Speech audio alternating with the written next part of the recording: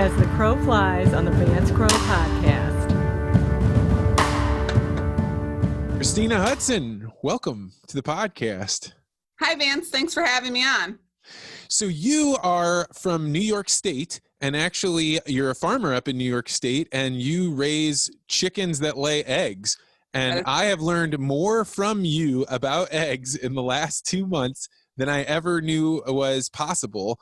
So how has people's relationship with eggs changed since coronavirus started happening?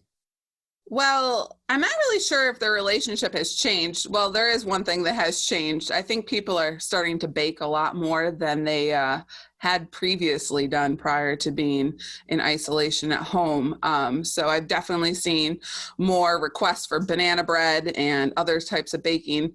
But it's been interesting because most of our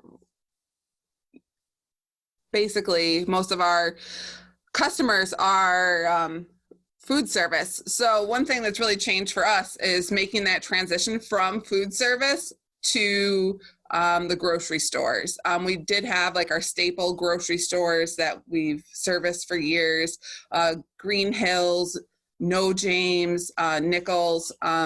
And over the years, some of those local grocers have dropped off in our area. So it's been a transition for us to meet that increased grocery store demand. So what is it like to live on an egg farm? Like, are you constantly surrounded by chickens running around everywhere? How does this look for people that don't know? Right. So for our farm up here in upstate New York, we're a conventional farm. So that means that our chickens are in cages, in barns. So they're away from the elements, and we're able to control the temperature, and make sure that they're away from, fox and other sorts of things that would want to prey on chickens. So I'm not like hanging out with the chickens. The only chickens I hang out with are here, really. So I run the egg processing room on my family's farm. We process eggs 6 days a week. And one thing that would be different is because of the biosecurity, I don't actually see the chickens. I see them on a rare occasion. So just to limit the exposure that they have to other people because of avian influenza and other things that biosecurity is really big. So, and this is going on regardless of coronavirus. Like right, the crazy thing that people don't know is that with pigs and chickens, the U.S. biosecurity is way high. Like where you have to, I don't know what you have to do for chickens, but for pigs, you often have to shower in and shower out. You have to go through water baths, all those kinds of things. So it's no simple thing to get into the pig barns. Is it true with chickens as well? So like they have to change their clothes. They have barn shoes only that they leave in those buildings. So like when our employees come into the egg processing room, they were already stepping into a foot bath for their shoes to be sanitized. Typically they have shoes that they only wear on the farm that they leave in the break room. And so we already have like a hand washing station right by the door when you enter, and hand sanitizer as well. So those three things were already in place. So. And so then you are at the processing part of eggs, which means the chickens do they lay one egg a day? Do they lay 2 eggs a day? How does all this work? So a chicken lays an egg on average about every 26 hours or so, give or take. Process could take up to 30 hours and be as short under 24 hours. But typically, on average, we say a chicken lays an egg every 26 hours. And a chicken is going to lay an egg regardless of whether it's been fertilized or not. And the question is that when you start having chicks, it's when you start exposing the chicken to the roosters. Is this right? Am I getting all these terms right? Yep. So we don't have any roosters on our farm. So our customers don't have to worry about getting any fertilized eggs. Sometimes if they get like a blood spot or something in their egg that has missed the blood detector, that's some technology that we have on the farm. Every egg goes through a blood detector before it ends up in the carton. But sometimes technology fails. So they think, oh no, I have a fertilized egg here, and they'll call and we'll say, what did you find? And we've actually had a lot more phone calls on the farm asking how fresh are my eggs. And then I ask them to pull the carton out if they have it still available, and to look for that Julian date. Today's the 133rd day of the year. Unfortunately, 2020 is a leap year as well, so we have 366 days of this instead of 365. I jokingly like to make a joke about that during the pandemic. It's going to be longer than other years. Yeah, so they'll call and they'll say, how fresh are my eggs? And we had a gentleman call, and they were processed 2 days before Thanksgiving, and he still had them in his refrigerator. And he was like, I've heard you can put them in water, and if they float or they sink, I can tell if they're still fresh. And I was like, sir, it would be in your best interest to chuck those in the trash and get some fresh ones. And is that true about the floating or sinking? Because I have always used that and probably eaten eggs that were suspect because of it. I mean, I've heard of it. I've never personally tried it. I guess when you live on an egg farm, you don't have to try these kinds of things. We've always, like, growing up, my dad would bring home the cracked eggs, and we'd always use like B quality eggs at home. I mean, they're still good. There's nothing wrong with them. It's just the consumer doesn't want to see that. And so how many eggs are being produced at your farm every day? So we have 250,000 laying hens. Before this pandemic started, we had 2 barns that had moved out. And so we were actually in lower production than normal, which worked to our benefit. So right now, those chickens we have chickens that have moved back in, and they are learning how to lay right now. So we have a lot of small eggs, the peewees, and what does that mean, learning how to lay eggs? So when they move into our barns, they're about 16, 17 weeks old, and they're going to adjust from the pullet house where they were raised.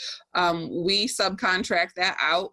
We're able to go check on the chicks regularly. We make their pullet feed from our mill, and we ship it to our chicks. And so my cousin Chris, he's one of the partners on the farm with my dad and my uncle. He's able to go work with the growers, check in on their health.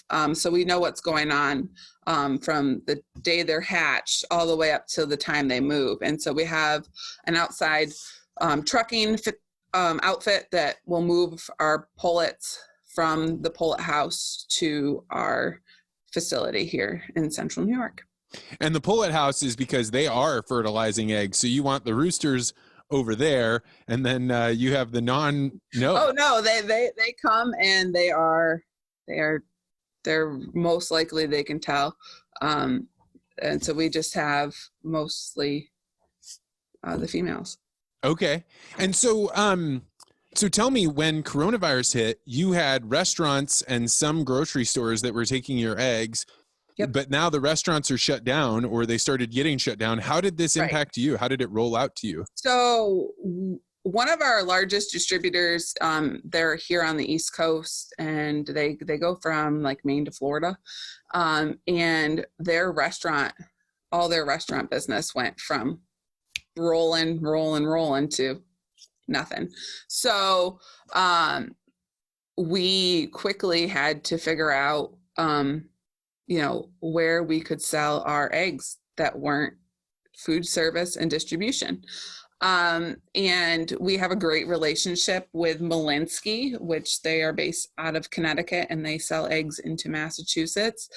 And they started to order an extra tractor trailer load of carton eggs a week from us. And they basically kept us afloat for, wow. Yeah. Because there was some times where we didn't know what we were going to run, and we had to put them in these Tic Tac. You stack them up on boards on a pallet with, like, it looks like a tic-tac-toe board. That's why we call them Tic Tacs. And they just support the eggs, and it's like an open pallet.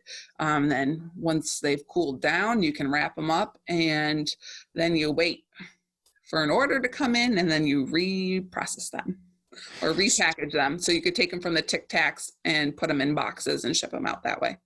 So I would imagine at the 250,000 chickens you said that are laying eggs. Yeah. So like that's got to be a huge amount of food that you're bringing in every single day for these chickens to be able to eat to turn into eggs. What goes on with that? So we have our own mill. My cousin Chris, he runs that. And so we have trucks of corn, soybean, meat meal coming in on a regular basis. So because we don't crop any of our own crops, we lease out our land. So that allows us to focus solely on producing eggs and the health of our hens. So yeah, that keeps my cousin pretty busy.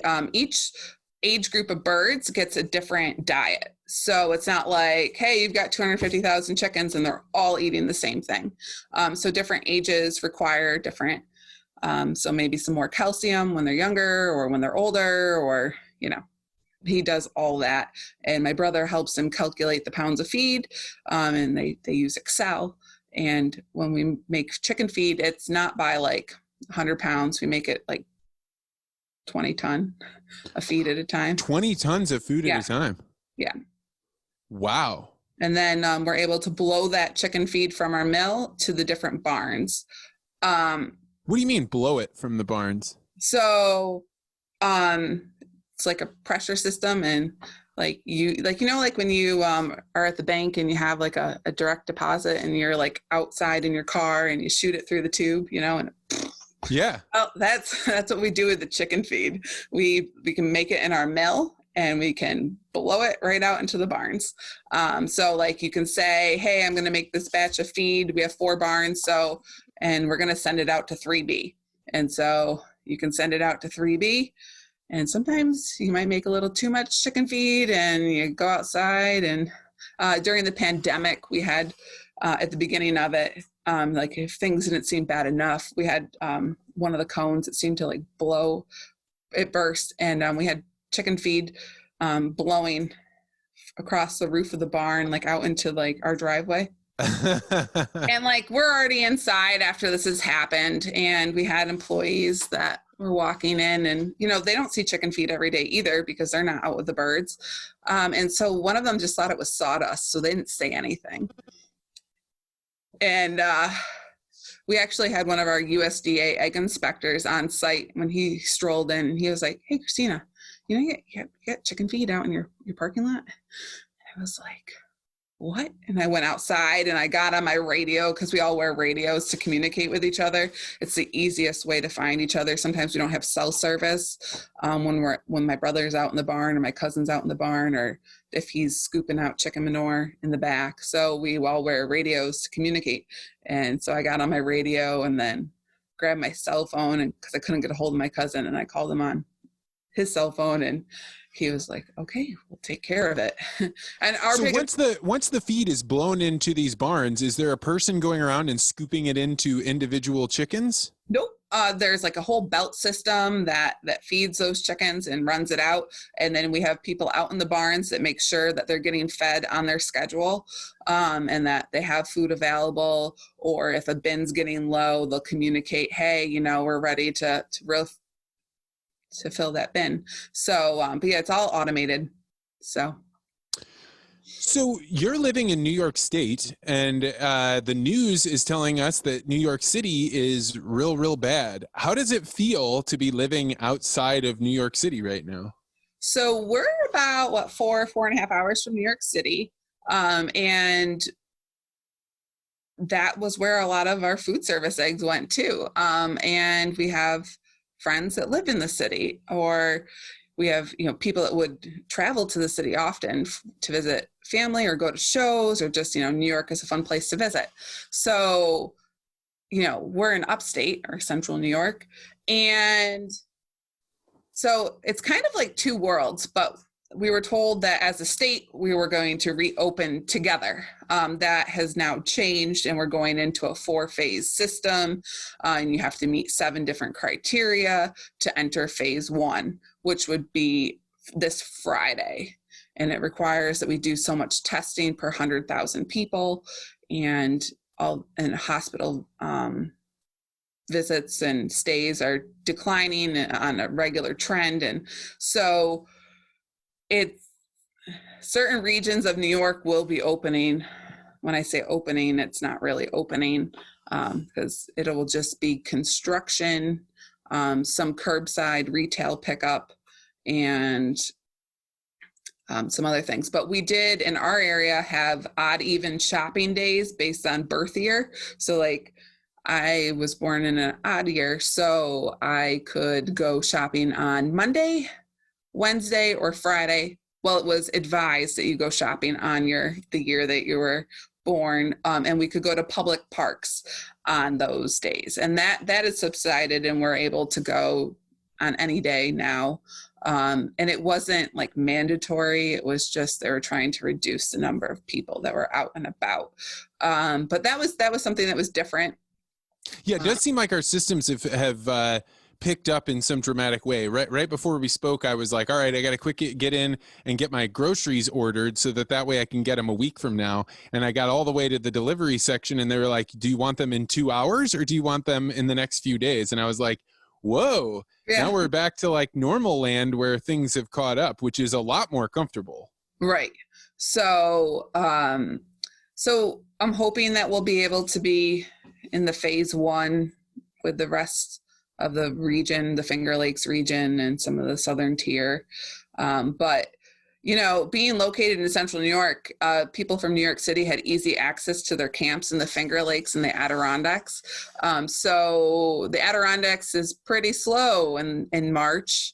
And all of a sudden we had one of our suppliers that supplies eggs to Old Forge, and he was like, it's summer traffic in March. And they weren't prepared. The grocery store was just used to the amount of people that were locals.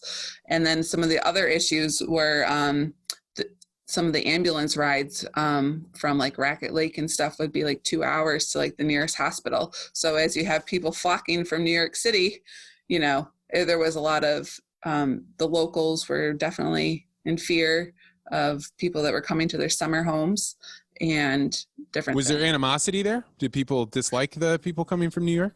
I don't think there was any animosity. I think there was just more concern that they would bring the virus to an area that had already been isolated and that they wouldn't have had it previously. Numbers have been very low up there in that region, I would say. So. Yeah, it strikes me that people in the animal ag world have a view about herd immunity, about sickness, about quarantining. You know what it is to at least have this kind of quarantine away from your chickens like we were talking about before. What do you think about the efforts to quarantine and the way that people did social distancing based on what you know about keeping chickens alive inside of barns? Right. So like, I understand that like diseases can spread really easily. You know, we were talking earlier about like how I don't see the chickens, but like I have to be really careful about going to the park that has geese, or I can't go to the local duck pond and feed the ducks. Like that's something like that I'm already used to avoiding. So it makes sense that if you have something that you could breathe in and then exhale on someone else, like that's one thing with avian influenza, like you have to worry about blowing your nose. There's like the FDA and USDA, like they have so many guidelines if you've been exposed to birds. Like I think I'm supposed to blow my nose like 12 times or something silly like that, and shower if I've been exposed to birds. So like, I guess there's already so many rules that affect my life because of being raised around chickens. Like it's like, okay, what's one more thing, I guess.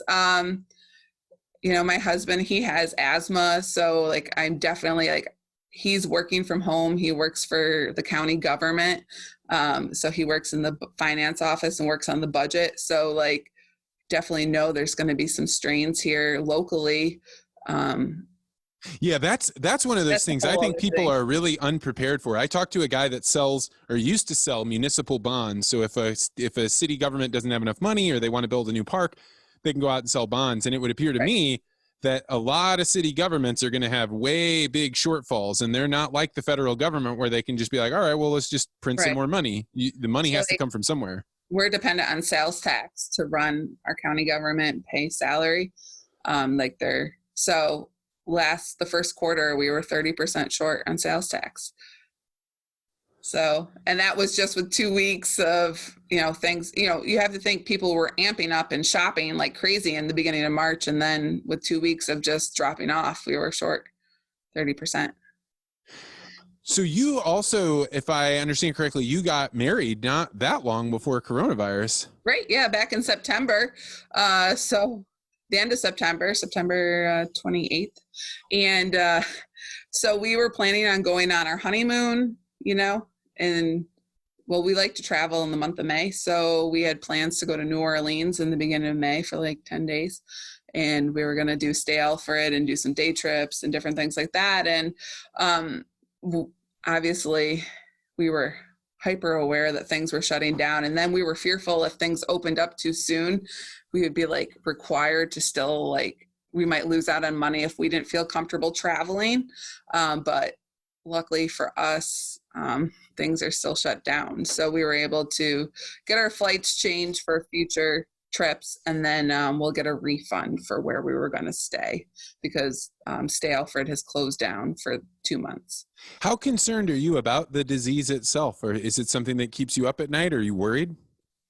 It doesn't really keep me up at night, but I have had some weirder dreams than normal. I definitely have, I think the stress on the farm, I have some really weird, egg processing related dreams. And my dad's like, I hope they never come true. Cause of course I go to work the next day and I'm like, I dreamed that the dirty return was on the ground and then it's suspended up in the air. So that would be terrible. It'd be awful if that happened, or different things I've had dreams where we couldn't process the eggs fast enough and they were just all going everywhere.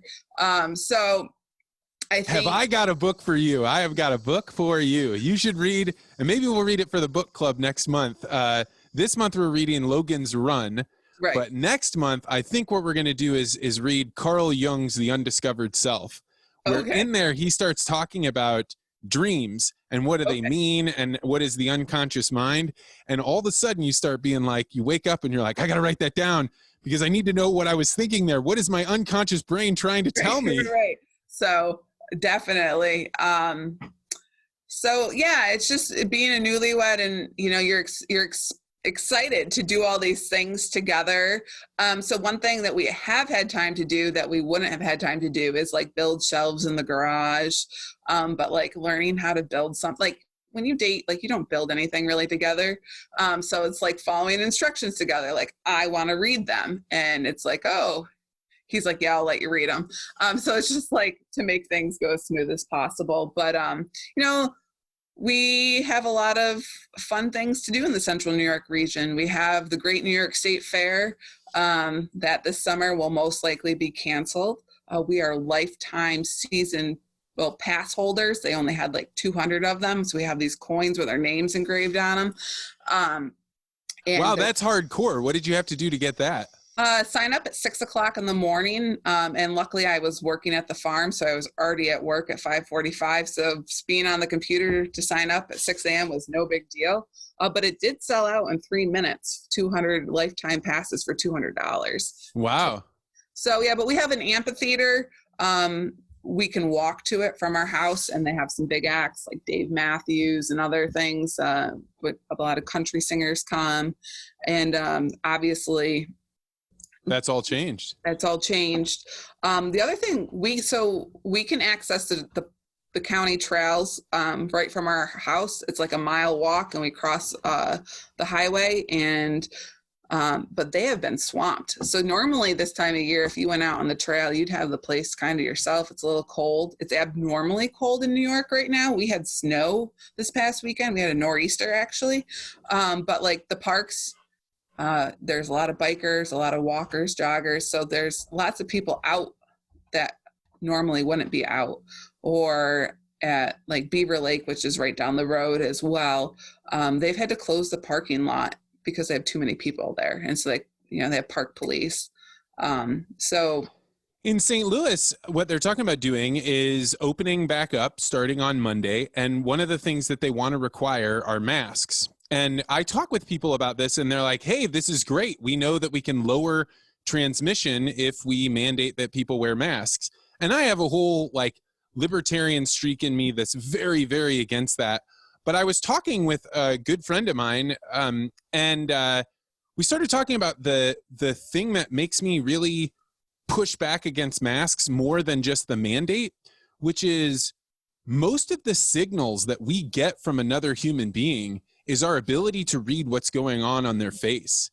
And so, I mean, I really don't know where I stand on this. I'm very interested to hear your point of view. But my sense is we have a few million years of evolution, particularly among women, being able to look at a person that's coming towards them and start making decisions before it's a problem based on how do they look? What sense am I getting for them? And if we cover everyone's front of their faces so that only their eyes can be seen, to me, this is a real danger that people are not talking about. What do you think? As a woman, what do you think of that? Well, yeah, it's one thing, like sometimes when you see someone and you want to acknowledge them, you might smile at them to be like, okay, like, you know, I accept that, like, you know, this is an okay interaction. And I found myself smiling at people that are getting close to me at the store or whatever. And then I realized they can't see me smiling or different things, you know, at the park. That's because I don't really interact. So I see my employees at work, but other than that, we've changed our grocery shopping habits and everything. But like at the park, a lot of people aren't running or biking with masks. You might see them down below their chin. And then if you get too close, then you could pick it up. But it's interesting. People don't typically say hi, or if you do wave at them and say hi, they're like, why are you talking to me? Like, you know, like that's abnormal. Because normally I went to an environmental school, so like happy trails, like, you know, say hi to everyone on the trail, right? And so some people they're excited to see a human, and then others are like, you know. Yeah, I'm really uncomfortable. Caring. I think for me, like, since I'm a communications person, like so much of my brain processing power, as Temple Grandin would say, is focused on like, what is this other person thinking? How are they reacting? How are they responding? And I think, and I could be wrong about this, but I think there are hundreds of thousands, if not millions of cues that I can read on your face that I can't identify, but they tell me danger or I get uncomfortable. And especially at work, working with employees that are wearing masks, you know, it's hard if they're trying to communicate to the other side of the egg grater that they've got an issue with their packer or they need ink added to the dater. And people at your work wear masks all the time. Yeah, I mean, most of the time, if you're closer than 6 feet, like they recommended that you could take some of your processing lines down to keep people further away from each other. But we've already outgrown our current egg packaging facility. So, I mean, there's only 10 of us that are typically processing eggs while we're running and washing and drying the eggs and sizing them and everything, but that's all done automatically. So some people are really spaced out. Like my cooler guy, he hangs out in the cooler most of the time by himself, unless like one of our truck drivers comes back. Our truck drivers are wearing masks. I did bring down like a bottle of hand sanitizer that we like gave out to our truck drivers to have in their trucks because they are still doing some store door deliveries. And we have a variety of masks. They all have chickens on them. But like some of them don't like that material, so they might bring in their own disposable mask. Or different things or a style that they like. But employers have to provide them in New York State to essential workers. So. Are employers considered liable if somebody comes into your work and gets sick, or if with coronavirus, are you then liable for it? Do you know? I'm not too sure. We have like mandatory sick pay that's related to COVID. And we work with New York Farm Bureau. Originally they were sending out a daily email with like the changes in HR or health and safety, so that we as farmers could keep up with all those rapid changes. And they did a great job. And now it's just a Monday, Wednesday, and Friday email that comes out from the communications department at New York Farm Bureau. But they helped us a lot because you hear our governor on his daily teleconference saying, you know, in 2 days, all employers are going to have to provide masks, and you can't find them at the store. So one of my good friends, Eileen Jensen, she sewed me a bunch of chicken masks. And then one day I drove down to the Finger Lakes and picked them up socially distancing and saw the baby lambs and goats and different things like that. But I think that those networks that farmers have a lot of people living in the city don't have. So for people that are living in the city, they don't understand how the Farm Bureau works. The Farm Bureau is for farmers who are normally way decentralized throughout the state to say, hey, we have some common interests. Either we own land together and we want to make sure we're able to pool our resources. We have problems. We want to figure out, like the last time I was at the New York Farm Bureau, they were like, are we going to grow hemp or not? How do we feel about marijuana? And they get together and they argue things out. But that ends up having a safety net that I don't think most people in the city have, because I've been contacting, like I spoke with Julie Murphy from Arizona Farm Bureau, the New York Farm Bureau, Illinois Farm Bureau. Like, they are hitting it because they know this is the news that matters to our people. And I think like most people are just getting the news that's set up for a national audience. It's not really for you. And I think that I hope other people realize, man, I really wish I would have had a community that I was already connected with before this thing happened. Yeah, and ag in New York State is so diverse, and people don't really think of New York State as an ag state at all. But we've got cows, we have chickens, and we have apples, lots of apples. And maple syrup is a big thing here. So like Maple Weekend was all canceled. But watching those producers of maple transition to doing more like online sales, or like you can even host a party and sell maple products, and then the host earns rewards that are maple product. That's something. Well, our maple syrup has shot through the roof how much we use, because we now have Sunday morning pancakes. And so I have my New York Farm Bureau syrup. But like, it's got to be changing for them. I hope they're leveraging it, that there are so many people now having brunch when they didn't used to. Right. So, and using those eggs that they didn't used to. Yeah, that's right. There's a lot of great ways you can use eggs, quiche, pudding, make homemade pudding, different things like that. You've taught me some interesting things about eggs, like how long they last for and what happens when you wash them, and can you freeze them? What are things that you know about eggs that other people don't know? Well, it was really funny. One of my friends, she said, I've been eating a lot of egg whites because I'm doing Noom and I'm working on losing weight, but now I have these yolks. How long can I keep the yolks before I, need to throw them out? And, I didn't know the answer, but I was like, you know what? The American Egg Board has a free resource called the Egg Encyclopedia. It's like 94 pages long, but it is like a wealth of knowledge. So like, if you ever have any egg related questions and you don't know your friendly egg farmer, you could go to the American Egg Board website and check out the Egg Encyclopedia. But yeah, so like today we had a USDA inspector there. So those eggs had to have a 45-day Julian date code on them. So like the best if used by. So that would be June 26th is 45 days away. So all those eggs. And when the inspector's there, he's just checking to make sure that our egg wash temperature is up to the range it's supposed to be, and that the rinse water is at the temperature it's supposed to be at. And we use like a chlorine spray. It has to be between 100 to 200 parts per million. And so he's checking to make sure that sanitation spray, is in the... Is that a pretty boring job? I would imagine that most of the safety protocols that a major farm like yours has are pretty sacrosanct. He loves coming to our farm because he's like, eggs, there's not much you can do for grading. Like, it's either cracked, it's a check, it's a grade B, and then he weighs them.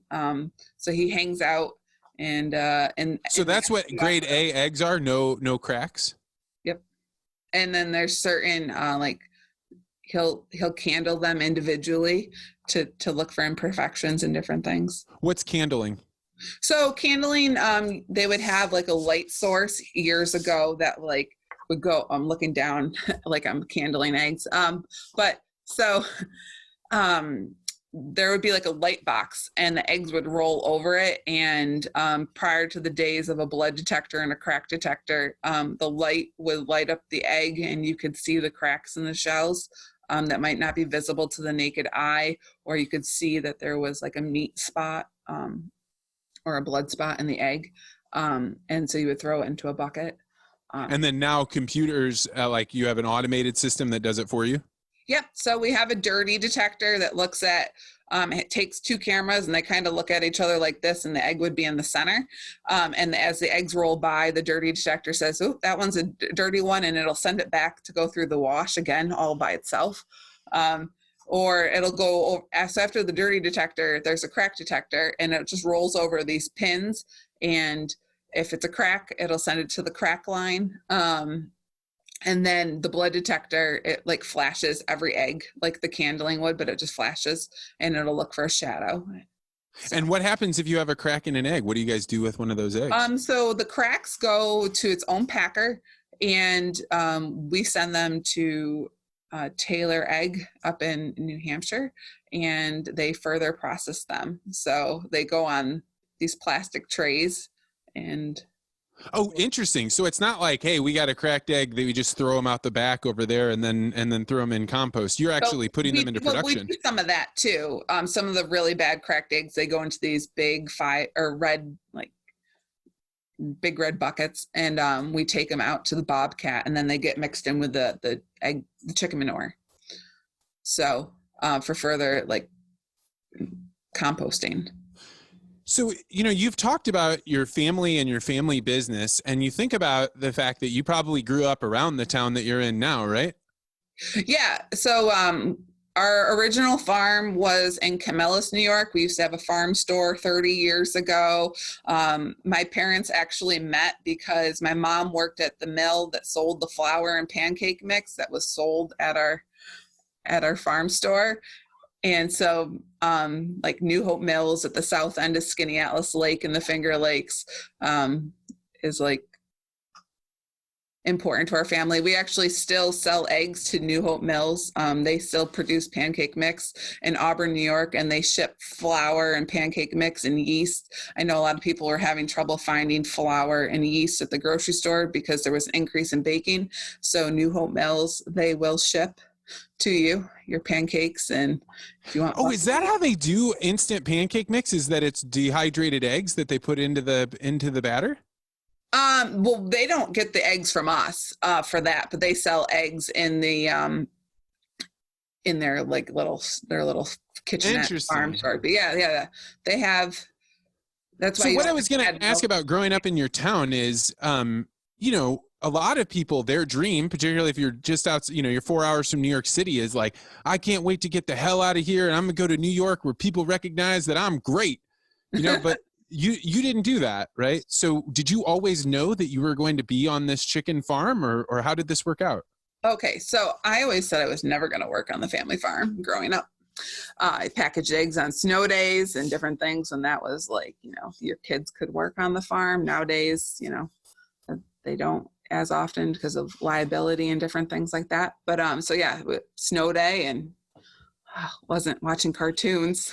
I didn't even know that someone was going to call out because they didn't have childcare or something, which is totally acceptable and normal. But as a kid, you didn't understand that, and I have to go pack eggs or candle eggs or whatever. So I went to SUNY College of Environmental Science and Forestry. I have a degree in environmental studies, policy planning. Man, an egg. This is like the opposite. You went over to the enemy for most of ag. Well, no, environmental science.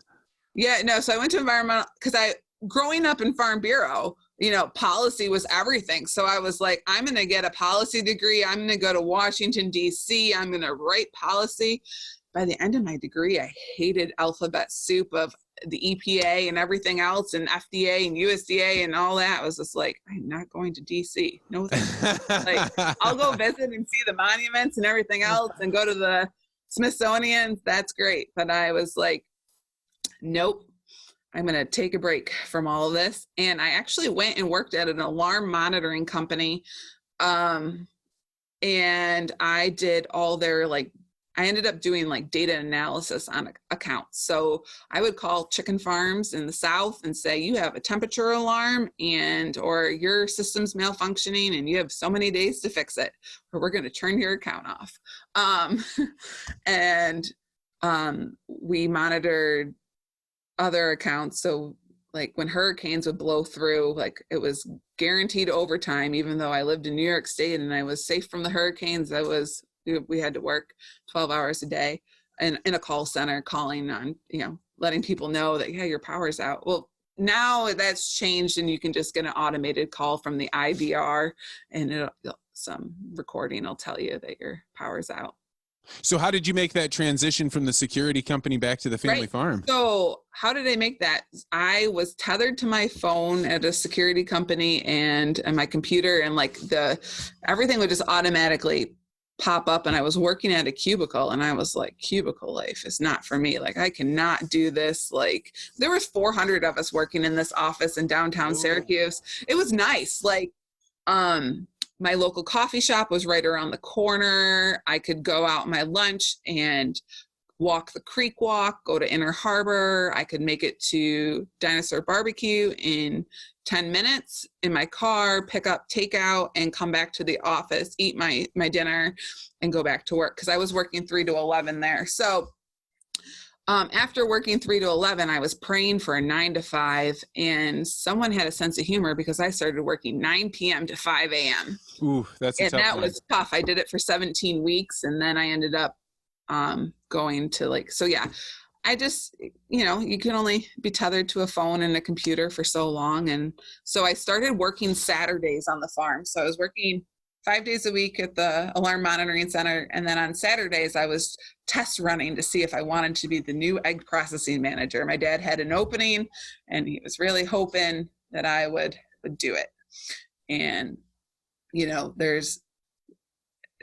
so I've been doing that now for 6 years. I did it for 3 months working on Saturdays. And then 6 years ago on Valentine's Day, I walked into my manager's office and I put in my 2-week notice and he didn't see it coming at all. And I was like, I love myself enough to walk away from this job. And so it's not been smooth sailing, transitioning, working with family has its own fun levels. No matter how close you are, you have all the layers of personality and like, I remember this thing that you did to me on the vacation of 89 and I'm going to hold that against you as we have problems with the feed machine. Right. So, also being 4th generation on a family farm, we're going through transition planning. We're trying to figure out, you might hear 250,000 chickens and you think, wow, that's a lot of chickens. And I am here to tell you that we are small in the grand scheme of egg production in the U.S. New York State doesn't even make the top 10 egg producers. What's considered a big farm? I mean, to me, it's 1 million birds. Okay. Yeah. And we've got a couple of those in New York State. But it's nothing like in the Midwest or Arizona, different things like that. So, or down in Pennsylvania, they've got some big farms too, where they've got 9 million birds. And so that seems like a lot of eggs to me, knowing that they lay one every 26 hours. Yeah. I mean, I didn't ever know that you could calculate that out. So if somebody knew how many chickens you had, you could basically say every 24 hours, you're cranking out about. Yeah. So today we did about 19,000 dozen. That's what we did today. And so the last question that I wanted to ask you about with your farm, you guys had some carton issues. I remember we were talking one day and you were like, yeah, we thought we were going to get cartons and we didn't. What all is going on with that, and has it resolved? It's gotten worse since we last talked about cartons. So we, prior to the pandemic, ordered our normal egg cartons. And they were supposed to be here, it's now May. They were supposed to be here in the beginning of April. And it is now, May 12th here. And they are just running our cartons now. They ran some of them last night. And we're hoping and praying that they finish running them. How do you store eggs if you can't put them in cartons? On flats, or we have started calling customers and saying, hey, we don't have your private label available. Would it be possible if we send them out in someone else's egg cartons? And they obviously want to have eggs to sell at the store. So they're saying yes. Or we have a stock carton, and I've gotten really good with the label maker and making barcodes. And so we've been sticking a label on these like stock cartons that just say like grade A extra large. And then a sticker says Hudson Farm Fresh or something like that on it. And these are just the carton of 12 eggs. That's what you're waiting on to get. 12 or 18. Okay. Yeah, 12 or 18 pack. So yeah, we're out of Burn Dairy. We're out of a lot of our Hudson label. Yeah, and as you start to use other people's cartons, then so there is a silver lining. When these new cartons come in, we won't really have to rotate anything in our warehouse because there won't be anything to rotate. But the egg packaging facility that makes our cartons is in Georgia, and they do have some employees that have been out due to the pandemic. So they're having a staffing issue that, in addition to the increase of everyone wants egg cartons because they're not selling to food service. So my dad, when I was like telling him that I was going to do this podcast with you, he was like, tell him we need our food service back. Like we need the restaurants to open up. Like we don't want people getting sick. We want everyone to stay healthy. But, Easter would have been a really big weekend for going out for brunch or out to eat. Mother's Day. So, people didn't take their mom out for brunch. Well, I think of all those talks and conventions that people have where they're making huge mountains of eggs for buffets, and they're just not happening right now. Yeah. So it's been a wild time, but I don't think I would want to be in any other industry right now than egg, because like you were talking about that network. It's like, okay, well, I know I can get this, or I know this is going to be coming in season here locally, or, U-Pick operations are going to have to make some changes. We have like a lot of U-Pick strawberries and U-Pick blueberries and raspberries and things like that. So final question. Yes. What do you think the world will look like in 2 weeks? What will the world look like in 2 weeks? I think that we'll definitely, as things reopen, probably see spikes in numbers for COVID. But I think that we also have better access to testing, so that you might see more cases, but that's just because we have more testing. Or like here in Central New York, we're required to test so many people. I think we have to do at least 600 tests a day. So they're asking you if you're feeling sick or not, go get tested for COVID so that we can hit those stats. And we definitely have had the conversation at home, like, oh, should we just go get tested to see it? And I was like, I don't think I really want to get swabbed if I don't have to get swabbed. Like I come home from work and I take my temperature. Like before I did this podcast with you, I took my temperature. When I wake up in the morning before I go to the farm, I take my temperature. So that way I have been tracking it. So that way, if it does spike, I'm catching it as soon as possible. So I'm hoping that we have a lot of positive news here in the next couple of weeks. I'm going to be optimistic. Well, I think that's a fair thing. I think there's been a lot of cause for optimism. I think things have started to hook back up. I know I was very concerned about pork plants for a while, and I heard that 100% of them are running. They're not all running at 100% capacity, but they're all back up. Well, that'll be good because we need meat meal to make our chicken feed. And with pork plants being closed, everyone was wondering how they were going to fill that nutritional need in their diets without that byproduct available. Oh, wow. You don't even think about, that's why shutting down the economy, I was having a conversation with somebody last night about there's so much we don't know about the disease, and their position was, since there's so much, we should keep the economy shut down and keep people locked in. And I was like, we're talking about the most sophisticated economy in the world, and we've shut it down. And so we really don't know what's going to happen when you start throwing wrenches into the system. Because how would you know that chickens maybe can't get fed or can't get fed as healthy of a diet if you knock off pork production?